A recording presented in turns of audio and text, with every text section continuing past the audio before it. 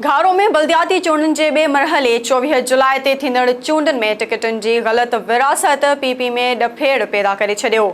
SS news जे reporter नवाज़ ख़ासखेली मूजिबि टिकटनि जी विरासत तां कावड़ियल अॻवाननि बाग़ी धड़ो ठाहे पीपी जे नामज़द उम्मीदवारनि साम्हूं चूंड विहण जो ऐलान करे छॾियो आहे।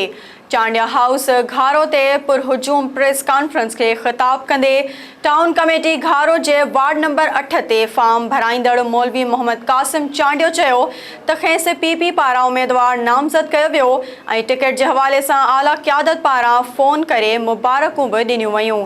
पर राति विच में तंज़ीमी फ़ैसिले जी भञकड़ी कंदे संदसि जाइ ते हिकु मनपसंद शख़्स खे टिकट जारी कई वई। हुन चयो त हाणे असां 6 वार्डनि ते आज़ाद उम्मीदवार तौरु टिकट होल्डरनि साम्हूं चूंड विढ़ी खटे ॾेखारींदासीं। उन मौक़े ते रईस फ़तेह मोहम्मद चांडियो, मोहम्मद ख़ान ख़ासखेली, नज़ीर अहमद शहज़ाद तनोली, मोहम्मद सूमार ख़ासखेली, असगर जोखियो ऐं ॿिया पिणु मौजूदु हुआ।